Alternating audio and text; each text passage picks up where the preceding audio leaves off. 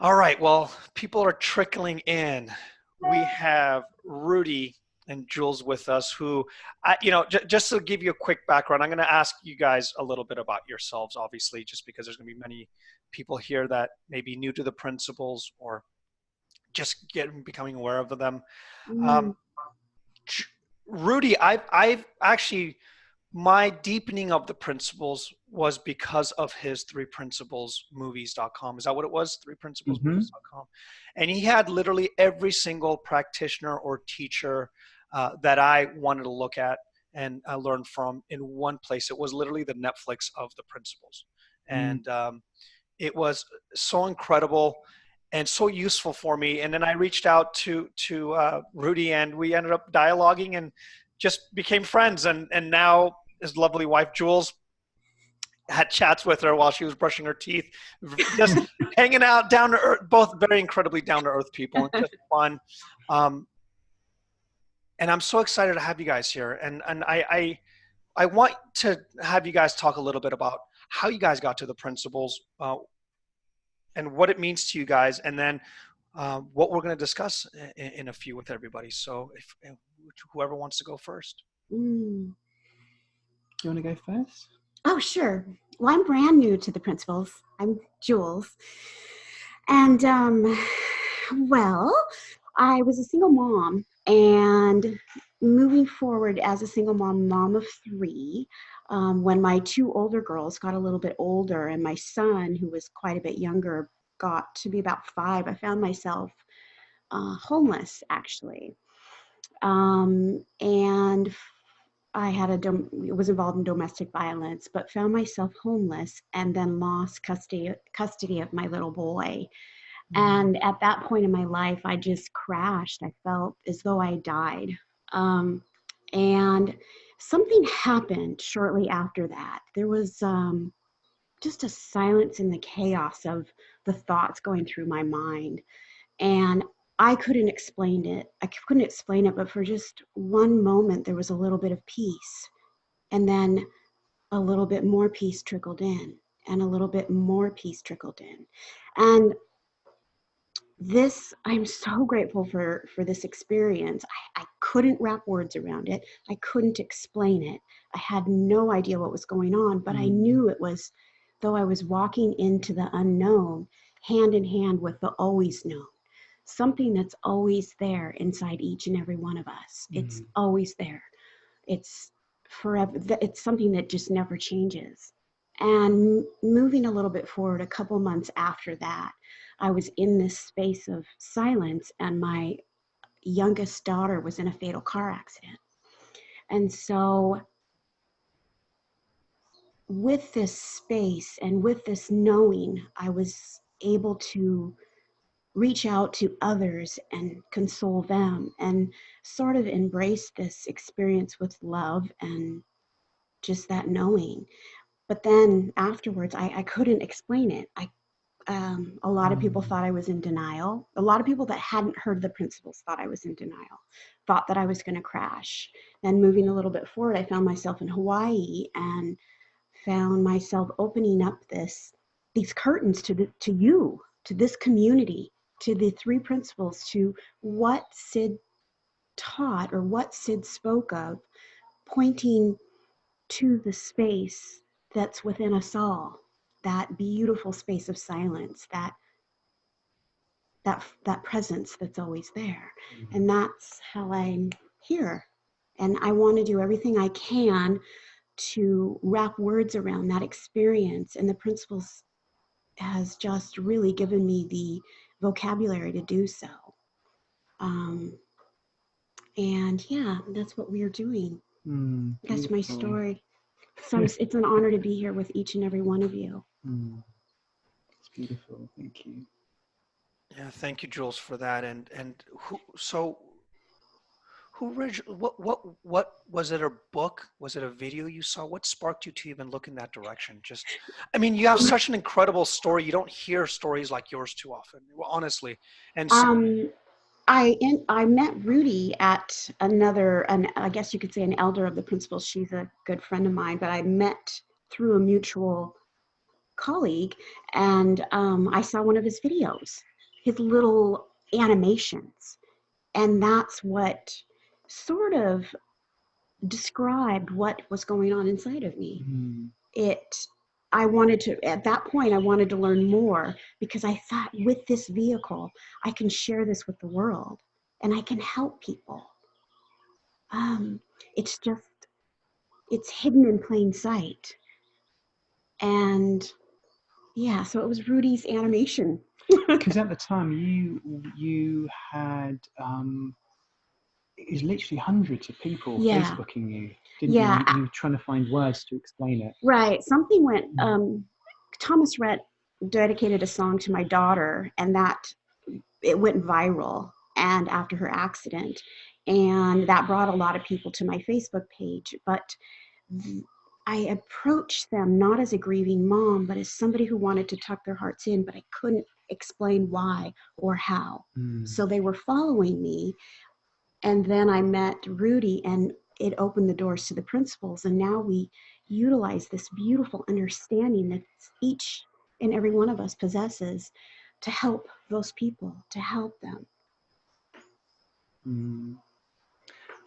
Jules is pretty humble, and I wanted to just say, when I met Jules, she told me her story, but she was just breezing and flowing through life with so much love. And like you worked at the local store, didn't you? Yeah. And it was like she was like a magnet, and just people coming, talking to her. You were counseling people and helping people and kind of giving words of wisdom, like in the store when you were packing shelves and things. And so you didn't have a framework for what it was. No. But that's part of what we want to talk about today, is throwing the framework away. Right. Because it's the essence that via a resonance does the work, rather than putting it into a measurement. But yeah, just wanted to say that. Yeah. Just very, very loving. My story isn't anywhere near as interesting.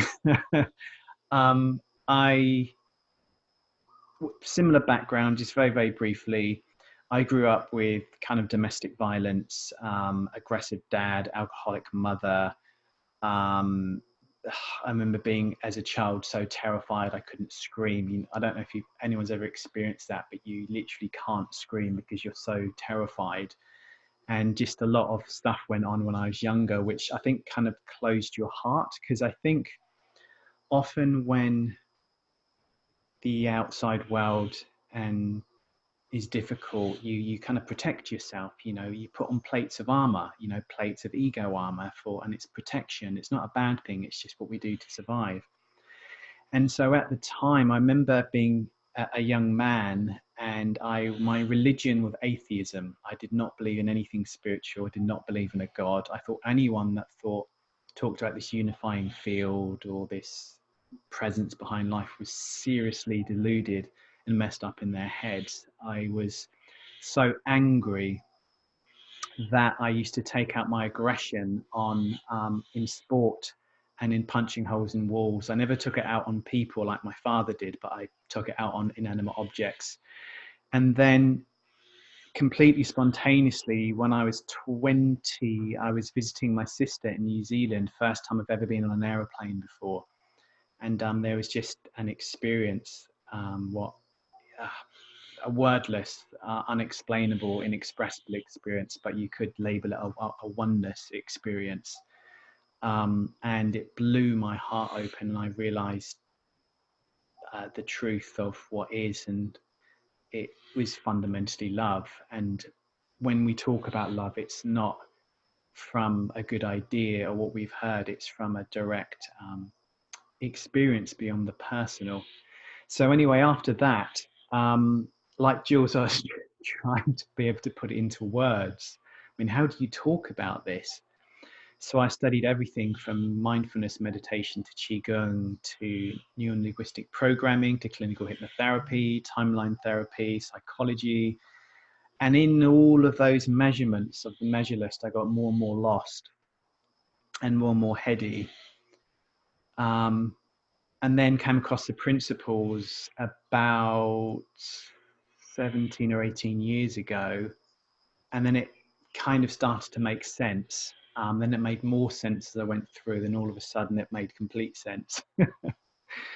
And I've been sharing that since then, pretty much. Mm. You know, while you guys were speaking, I so know what you were talking about. Like when Jules came on the scene, I had no idea who you were, but there's this rawness to your story where you knew she wasn't seasoned in the principles, which was a good thing, Mm, because what was superseding her idea about what the principles are and what they aren't and how what direction she just shared, and it was just so raw and pure love that it did something to me again, because that's how I remembered the principles. Like mm, I've been in, it's like kind of one of those things that happens. You're in something so long, like you're a musician for a long time, and now you're just playing the notes because you got paid to do a gig, and you forgot why you were a musician in the first place. And even just your story, I love both you guys' story, and I feel like that's one of the reasons I really value you guys, is you guys bring it back to that pure love that I remembered when I remembered mm, hearing the principles. And I Mm. mm, want to hear a little bit about what you guys just mentioned about unboxing it, or getting it out of a box. And so what direction not should we be looking at? What direction have you guys seen that's been different or useful or valuable? mm. If we can start with that. Well, do you want to talk? Oh, no, go ahead. Okay. So beyond human ideas, beyond human concept, beyond human belief, there's just a presence, there's an essence, completely untarnished by anything personal. It's the energy field of all that is, and religion would call that God. Principles would call that universal mind. A Taoist would call that the Tao. It really doesn't matter what label you put on it, but there's just this field. And as humans, we're really this field humaning, because there's not a separate somebody or something separate from this field, but there's a very, very real experience of an Amir and a Rudi and a Jules and a Lucy and a Thomas and a Terry humaning right now, and within this human experience. And from that perspective of this appearance of looking back at this field, we come up with measurements of the measureless, and we start sharing our concepts and ideas about the measureless via words, and we can call these concepts the teaching, not the fact of, but the teaching of the three principles, the teaching of non-duality, the teaching of law of attraction, the teaching of healing, the teaching of psychology. I mean, just there's lots and lots and lots of measurement. And there's absolutely nothing wrong with measurements whatsoever, as long as we realize they're a measurement, not the measureless. But the measurement, we can get so fixated on the measurement as truth, we realize that there's no truth in the measurement. It's like painting a picture of the ocean and believing that to be the ocean.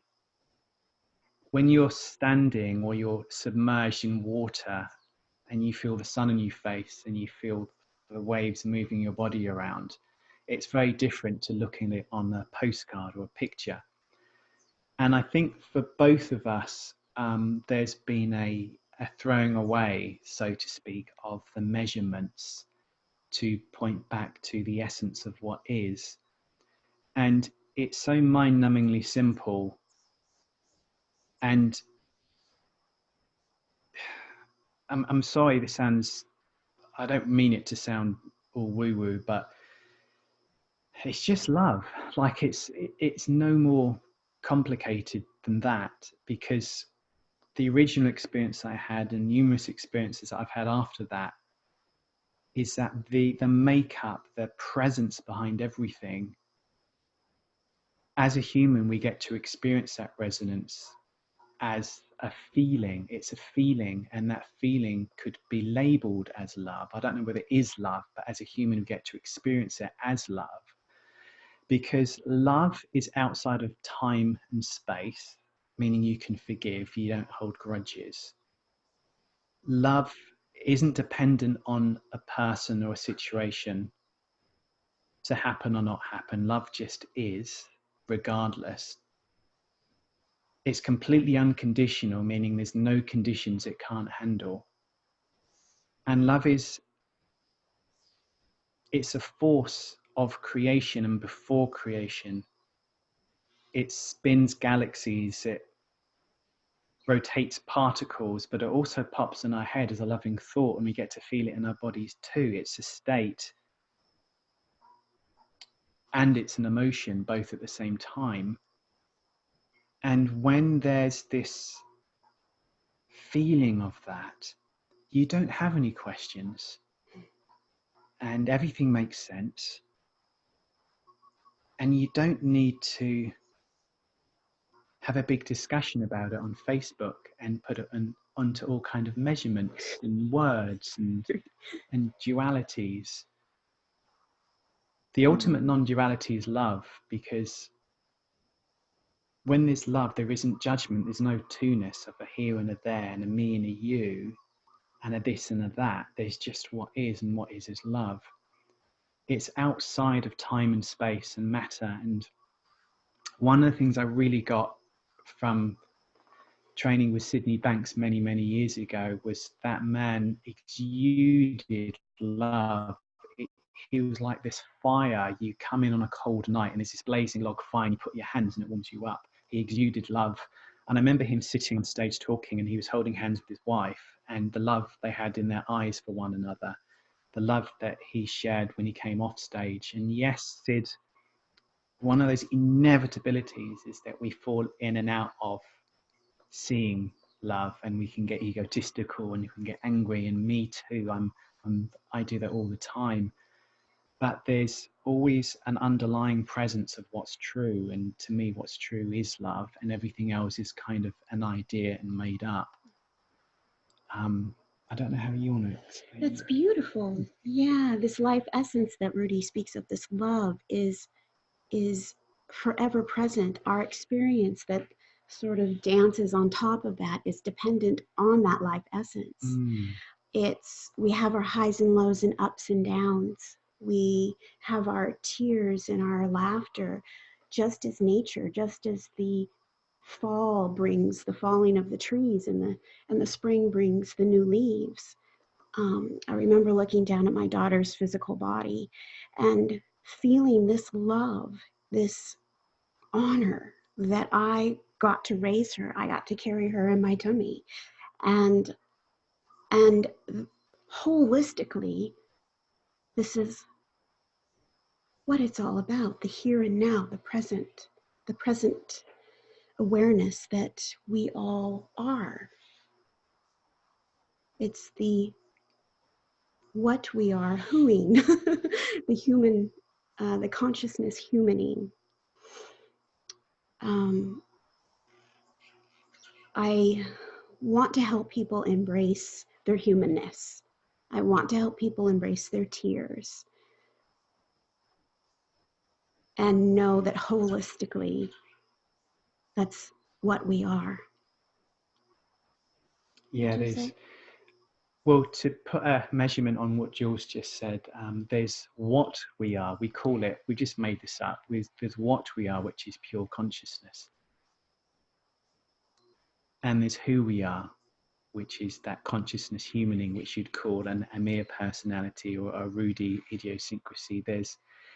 If you imagine like you're listening and you're in this beautiful, enormous amphitheater, and there's an orchestra playing and the sound is reverberating around this space, and you can feel the bass tremble underneath your feet, and you can hear the resonance in your ears, and you kind of lose yourself in the music.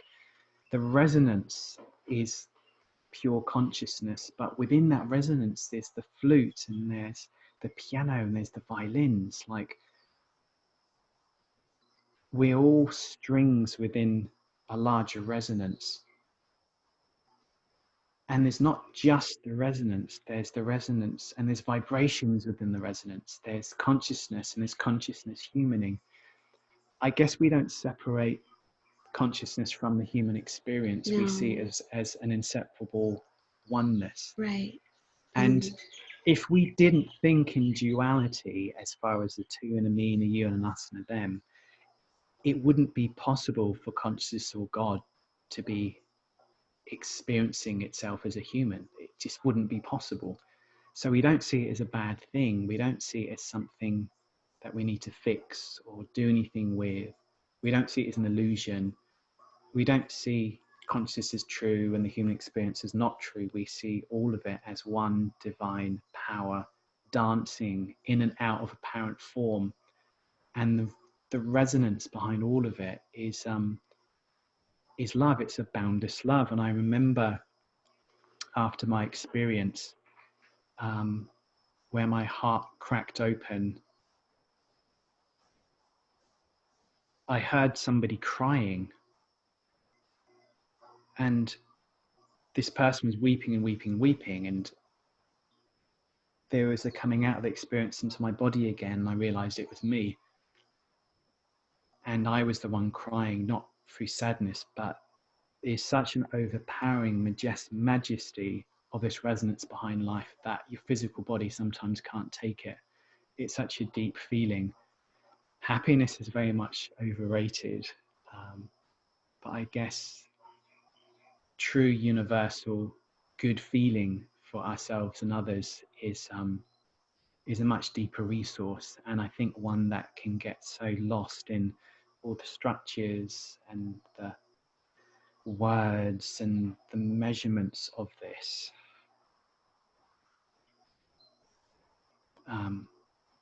And again, that's what I really felt from Sydney Banks. You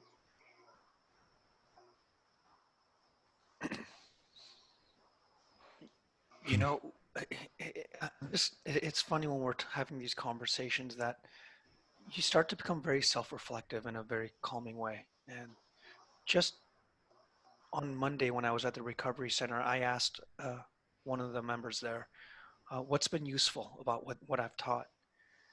And his response, and again, and that's why I love people who aren't in the principles, so to speak, just that fresh, raw wisdom. He said, when there's so much love in the room, there's a moment you just forget you're an alcoholic. And I hope that love lasts enough that I remember I've never been an alcoholic or something along that line. But he mentioned literally what you said, that love superseded his idea of who he was or what he's supposed to be, and it dissolves that thing we think we are for a little bit. Not that, and it's useful to be that, right? It's useful to be a mirror or whoever. Yeah. It's not a removal of, but it's an encompassing, like it's a mirror flowing from love. It's jewels coming from love, flowing from that love, and that unity is a different conversation. It's a different feeling, and yeah, I'm just loving this conversation. Very different than what I'm used to, and I guess I would ask you guys, how would someone talk about this then? Like if they're at a recovery center, or if someone's grieving, do you just tell them, hey, it's just love, have a nice day, pat them on the back? Like how do you have this conversation with someone that's hurting? I don't know if you guys have seen it, but one of the first Tikkun conferences I filmed, and there was a speaker called Joel Slack talking to Dr. Bill Pettit. I could send you the link, Amir, so anyone who's interested can kind of find it on your Facebook page.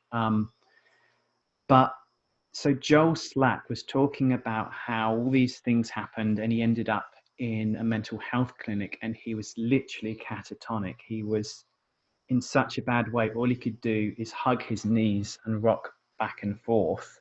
And he was like this for weeks, literally the worst. If he wasn't locked in a room, he would have totally taken his own life because he was in so much suffering. And Bill Pettit asked him, so what happened? What took you out of this? And he said, well, I don't know who it was, but it must have been one of the mental health nurses. But I was rocking back and forth, and all I felt was somebody put their hand on my back and just stroked my back. And then they just stroked my hair and just very, very softly said, I love you. He doesn't know who it was. It wasn't any of his family members. It's a member of staff. And from that moment, it rekindled a truth within himself, and he got better and better and better and better. The talking about what was wrong with him was just making him worse. It can be helpful sometimes. You know, I'm not saying it isn't, but it's love. You have to, if you want to get whole, you have to love yourself back to wholeness. You can't hate yourself back to wholeness. It doesn't work like that. And my first teacher, Dr. Roger Mills, he spoke so eloquently that he called it health realization, but it's a realizing health within. And I remember going to the Department of Alcohol and Drug Services Division in Santa Clara County at the time, and all the facilitators there, they were so loving. I remember going into a juvenile detention center with Gabriella, and there was these beautiful little teenage girls, and they came in with their heads down, and they felt so bad about themselves. And kind of like you do, Amir, you've got this beautiful sense of humor, and I'm so pleased that you let that fly for your group. It's just a real blessing. And we found ourselves, Gabriella, being American, was pretending to an American accent, and I bet an English accent, and I was speaking an American accent. Before long, the girls were giggling, and then I was doing impressions of them, and all of a sudden the energy came up. And by the end of it, Gabriella and we didn't teach the principles; we just had fun. And at the end of it, Gabriella asked, you know, what do you guys want to do when you get out of here? And it's like, I want to get my GAD, I want to be an artist, I want to be an athlete. They found themselves again. Again, it's like, if you've got Beethoven with amnesia, you wouldn't teach him how to play music, you remind him of who he was. Love is the ultimate reminder of what we are, so who we are can flow with love. What do you say? It's beautiful. And it's also a feeling, a vibration. You call it energy in motion. We've been doing some, because there was a very overwhelming feeling. I remember when my daughter transitioned, a feeling of love and honor. And I wanted to know more about that. And then I heard of when the two towers fell, there was a satellite in the northern hemisphere, satellite in the southern hemisphere, and what they do is they measure the electromagnetic field of the globe. But when the second tower fell, about 15 minutes after, the measurements came back with a spike. And the scientist, NASA, and Dr. Greg Braden speaks of this energy of compassion. Compassion and love is the only energy that has enough power, enough oomph, enough width to spike the measurement. And so, and it just was so telling that we feel that. We feel that when we walk into a room. We feel the love. I always say, follow a feeling and the words will come. Walk into the unknown hand in hand with the always known. It's a feeling. And when I found Rudi, and then watched an old Sid tape, and he said that, I didn't feel alone anymore. What the principles point to is that space that we all possess. It's always there. That present awareness that may come and go, but deep down we always know it's there. That's beautiful, honey. Just to back up a bit, you know, and say this again, human compassion, the emotion, energy in motion, change the entire electromagnetic field of the entire planet. That feeling, you see, when you look at the energetic nature of reality, what scientists have found is that feelings, heart-based feelings of a very high vibration, meaning, I don't want to get into the science, but many waves within a second. Feelings opposite of love, which you could define as fear, have a very low vibration.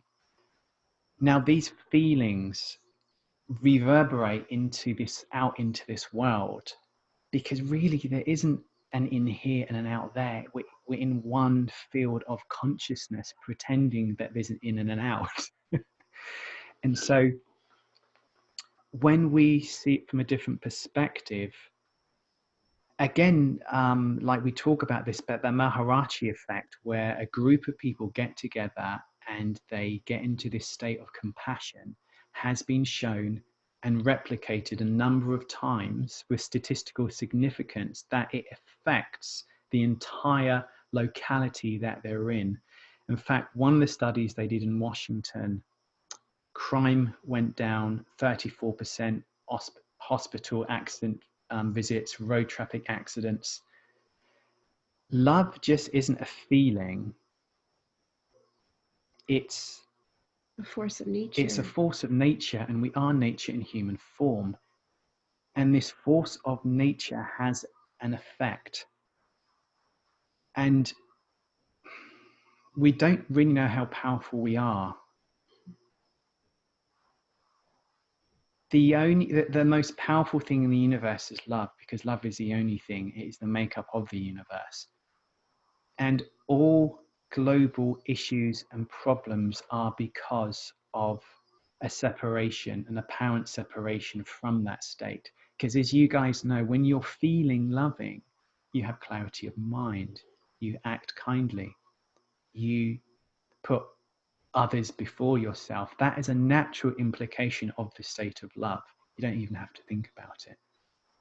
All the issues we have is an apparent separation from that state. And so again, for us at least, it's so what Sid pointed to, not just Sydney Banks, but pretty much any spiritual teacher out there at all, regardless of the principles, is simplicity itself. It's love. Love is home. Love is the only power. Love is the only answer. Love is the only thing worth going in the direction of, and everything else that gives us a separation from that is going in the opposite direction. And we can create spiritual measurements and structures that allow us to judge other people because they don't teach it like us. We can create structures that make us feel more spiritual, or we've got it more than other people. There's no end of egotism within measurements. And it's innocent, and it's always done it, and I've done it too, but we have to throw away, burn the measurements, go back to the essence, and the essence is pure simplicity.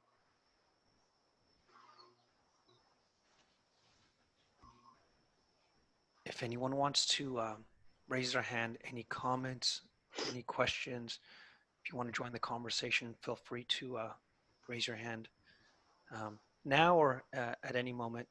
But we'd love to hear what you guys are hearing, because this is refreshing. I mean, to be honest, it's refreshing, especially when there's a lot of measuring sticks on social media. There's a lot of which is funny. What you mentioned is that's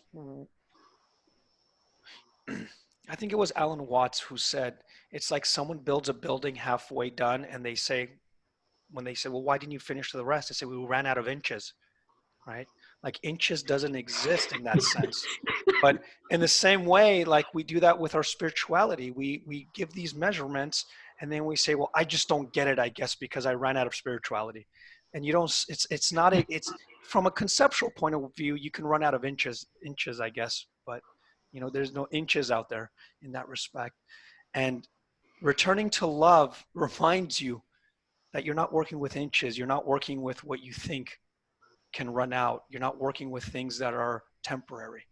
You're talking about the infinite game, right? From what I'm hearing, from what's coming through from this conversation for me. And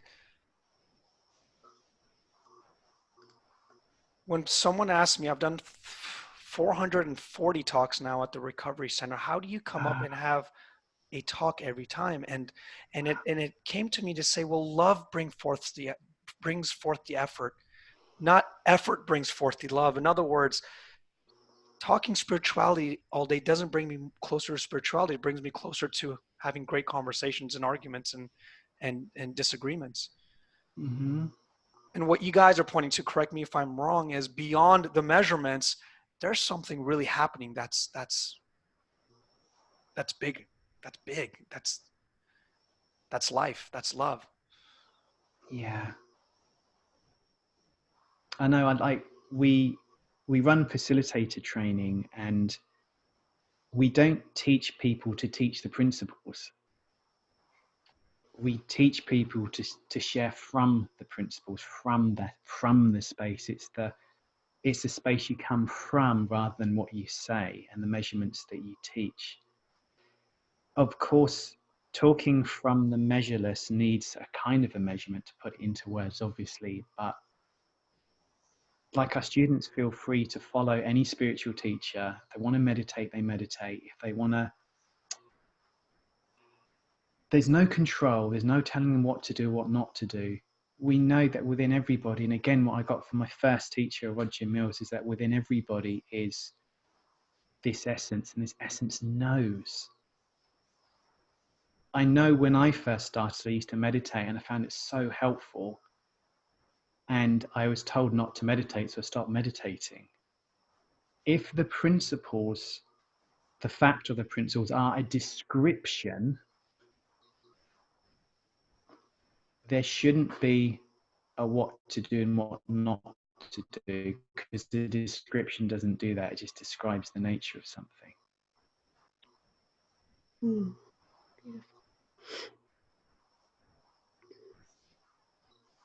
I like to also, when we do get caught up in these, maybe more in the mind, and then we realize, and then we fall back into the heart, that's the dance of life. Yeah, that's sure. the human experience. There's nothing wrong with that. Mm-hmm. And when we're feeling sad and low, I call that a rest period. Just like a contraction, just like birthing a baby, you have your intensities and then you have your rest period. Just like an inchworm moving across the branch, just like seasons of the year, there's always a rest period. There's highs, lows, tears, laughter. Nothing is true, nothing is false. Holistically, it's who we are, it's what we are. Who are you? Sorry, I just read your sign back there. You are you. That's right. But yeah, holistically, I would love if we could embrace the ups and downs and ebbs and flows of life. You do this beautiful, Jules does this beautiful metaphor where, you know, at the end of the summertime, or at least in Europe, at the end of the summertime, the trees lose their leaves. That, well, it's unlikely that the tree is mourning the loss of the leaf. It's just the ebb and flow of nature, apparently dying and regrowing again. But really, there really isn't a death and a life. There's just the ebb and flow of energy. It's a transference of potential in and out of apparent form. And because we're not part of nature, we literally are nature humaning. It's nature having a human experience right now. We too are bound by this energetic, intelligent, evolutionary field, and we too have our ups and downs, our night and days, our stormy weather, our sunny days, emotionally. And true and utter freedom is not a state of mind. It's experiencing all states of mind with freedom. Because if we only feel free when we're up here, that's conditional. Because I don't know about you guys, but I'm not up there all the time. I ebb and flow. And the nature of love, it is completely, boundlessly unconditional. There is no conditions that it needs. So how about we embrace our humanity unconditionally too, our ups and downs? Because the ups and downs really aren't the problem. It's the concepts that we shouldn't be doing that, or that we haven't got it, or there's something wrong with us, or It's the resisting of. And this, the downs, the non-true self, even that is dependent on this life essence. It couldn't be happening without this life essence. Holistically, we're just consciousness humaning. Yeah, because even the concept that there's a separate self and a true self, to me personally, splitting God in half, it's a bit like you can only see half of me here. This side's an illusion because you can see it. This side is true because it's formless. Well, love doesn't know true and not true. Love just is. And it not that it embraces, it just is everything. Right at this very, very moment, I think Rudi Kennard is throwing a lens cap up in the air. But it's really consciousness doing that with a Rudi thinking up separation from consciousness. So you could say, well, there is no Rudi, there is no human extinct, there is no me. Well, the fact that you're watching this and you can hear us would suggest there's a human experience happening now. There's not a separate somebody having it, but there's an absolute real experience of this consciousness humaning right now. And it's effing beautiful. All of it, all the ups and the downs. May not feel beautiful sometimes. But you know what? When I've been on my knees, that's when I've been reminded me, that's when grace has reminded me. And you've probably heard this story, but I remember when my previous wife, Jenny, left me. Well, she fell in love with another man who's actually beautiful. But when she left, I sunk down into such a depth of despair. Then all of a sudden, that feeling came back of when I was 20, of that oneness. And I remember saying, I didn't ask for this. And it says, you did ask for this. And I said, I didn't ask for this. Why is this happening? It says, because you asked for it. I said, I didn't ask for this. And it says, you did. You asked to evolve. This is evolution. And then I remembered 2 weeks previously, I remember seeing the suffering of humanity on TV, and it hit me in my heart. And I prayed, again, I'm not religious, so please look beyond the words I use here. I prayed to wherever, please help me evolve to help alleviate human suffering. And this is how I responded, the death of my 10-year marriage. You have to be careful what you wish for. But after that, I questioned it and I said, is this God or is this just thoughts in my head? And just then there was a knock on the door. I opened it and it was a Jehovah Witness. And the Jehovah Witness gave me a leaflet that said, God is with you. Now, the likelihood of that happening is just, okay, I've been living there 12 years. That's the second time they've knocked. You can work the maths out for yourself. Love is the impossible. We are the impossible possibling. And fast forward, I end up meeting Jules, who my ex-wife is much more in alignment with her new partner, Dave. And I think you've done an interview with Dave. He's the most beautiful human being in the world. I've got so much respect for the man. But with Jules, there's this different depth of resonance and harmony between us. Because sometimes when you're with somebody, it's like playing music. You're slightly out of tune, only very slightly. It's almost imperceivable. And there's nothing wrong or right about that. But other times when there's a harmony, you can hear it. And there's a harmony between us I've never experienced before. So when we talk about love, we're not just talking about puppy dogs. We're talking about an evolutionary force that can look like a complete shit. It is, love isn't what you think it is. It's a force. And when you communicate with that force, it will give you what you want, but not in the way you think of it, it can completely destroy the form of your life and recreate you out of the ashes. Can you talk a bit about that? Oh, yeah. Well, that's a beautiful story. Also, about a year ago, Kilauea erupted here in Hawaii, and it was huge. You could feel it all over the island. And lava began to flow, and it was slowly engulfing homes. Um, but I remember thinking about it and looking at it. It was perceived as by some as death and destruction, but I saw families coming together that were, prior to this, not talking. I saw new love blossoming. I saw children, just the resilience of children excited that they get to camp on the side of the water Miss and school.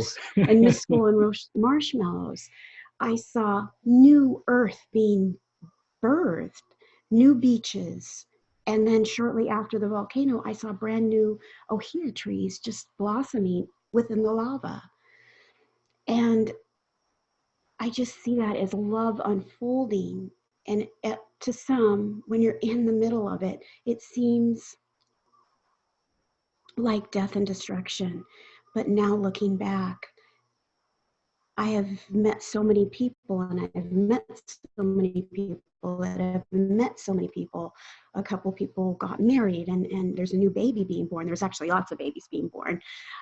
But it was just beautiful. It was beautiful.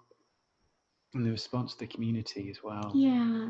Yeah, Jules was staying with a colleague and they invited lots of people in to live with them. And the whole community was helping people, putting tents up, giving food. Mm-hmm. It really brought humanity together. If you don't believe in humanity, it's just an indicator you need to turn the news off and walk out into life and talk to people. But there was a definite feeling there, a definite resonance of love, a definite glue keeping people together. Yeah. Well, we have 9 minutes left of the hour, and it's been so peaceful, and we can hear the like nature in the background, which is really cool. It's so like this thing is it's been beautiful to listen to you guys in the background. What are you guys up to? I want if people want more of you guys and they want to know what you guys are doing, and if you guys are doing anything, what are you guys up to? What's going on with you guys and what you guys are sharing? How can people find out about you? So we started a Facebook group, and it's around the energetic nature of experience. We haven't actually spoken much about that at all, but we look at where the principles are a description of how the human experience works. We kind of give a description of how the nature of consciousness works. And so that's called the Conscious Expansion Program. We run that probably every kind of 2 or 3 months or something. Yeah. We also run facilitator training, and that's starting at the end of January next year. And we do kind of events here or there. But I think a lot of energy we're putting into the energetic nature of life course, Conscious Expansion Program, because I think what we really want to do is we want to try and take people out of the measurements of this and go back to the essence as best as we can share with people. Back to the feeling. Yeah. Yeah. No. And so you can find it on innateevolution.com. That's our site, and you can see events and courses and certification and different things there. Yeah, and I'll post it just on the YouTube video as well, just so if you guys didn't write that down, I'll make sure to post that. And if there's any questions, again, please feel free, or any insights or shares if you want to say anything on this call, feel free to say anything. If not, I have one final question. If someone is listening to this and they have somebody that's going through a deep struggle, or they're kind of lost, or they have a family member or friend that's really in pain. how would you help them? How would you say, like, if they came to you and said, look, this is what's going on with my family members, they're really in pain, I don't know how to help them. Um, what would you say to them? Do you want to go? Or do you want me to No, go ahead. Well, the first things first, it may sound cruel, but sometimes people need to go through suffering. I'm not saying it's necessary. I'm not saying everybody needs to. I'm saying sometimes shit isn't really shit, but it really feels like and smells like it.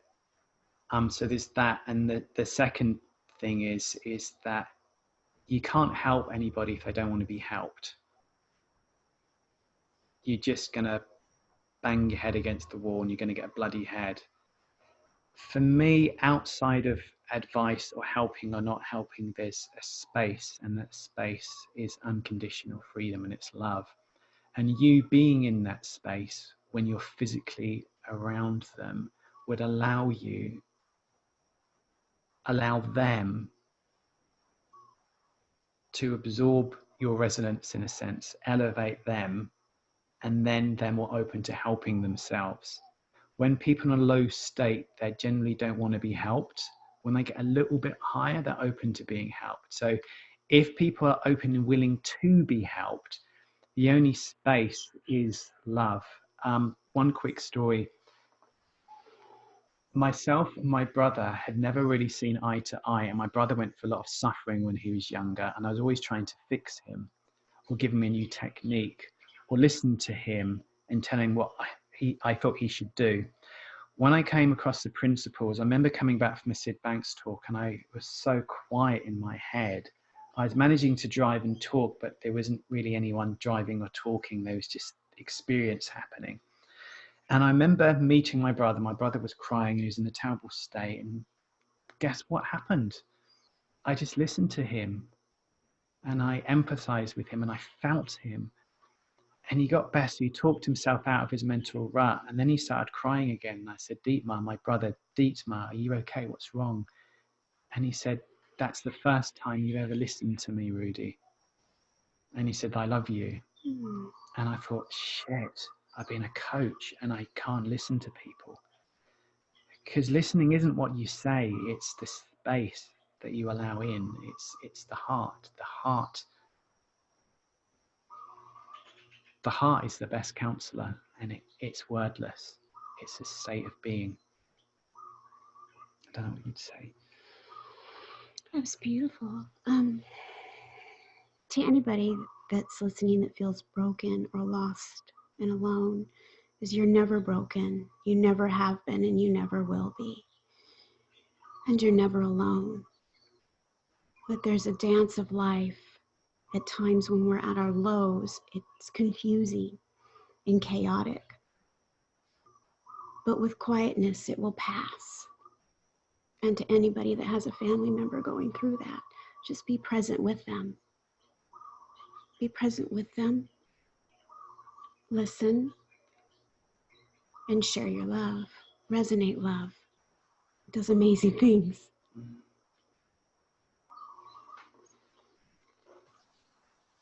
And that's a beautiful place to end this call. And Charlotte, I do want to read what she wrote. She said, absolutely love listening to you both. The feeling and sharing of love is so calming, and I cannot help but feeling deeply touched. Love is truly a force. Oh, beautiful. Thank you, Charlotte. Yeah, what a beautiful ending to this call. Thank you, Penny. Yep, and Penny said, I feel so happy right now. Yeah, it's like we said in the call before. It's like a bathing again. It's like you're bathing in love, and it's not like I'm ready to go out and like go conquer the world now. It's just and it can look like that, and that's what's cool. It can look like whatever, Right. but as long as love leads the way, you tend to be surprised at the answers that show up, right? And this was a beautiful example of how what kind of call shows up when love is at the forefront. And I can't thank you guys enough this call, and thank you for taking me up on this call. I'll post this up in a little bit. Excuse me, and I'll put the links to you guys. And if anyone wants to join their Facebook group, I'll be joining myself as well, and I'm looking forward to the stuff that you guys have over there as well. So thank you to both of you guys again. Oh, Amir, just before we go, I just want to say a big heartfelt thank you to you personally and you guys on Amir's group. You've managed to have difficult conversations. Voices are heard that wouldn't normally be heard. You're so embracing and open to this conversation, and especially, and I love by your beautiful humor runs throughout it, and you yourself have touched so many people now. So just lots of gratitude to you, my friend. We love you. Yeah. Oh, I love you too. Me and my separate self love you guys. So I just wanted to let you know that. And no, really, genuinely, the reason my community is what it is because everybody that's on this call, including you guys, and like Jules said, you are not alone. There is a community, and when you just have enough of an opening to see that, you will see that everyone's there for you. They have been, and we just weren't watching.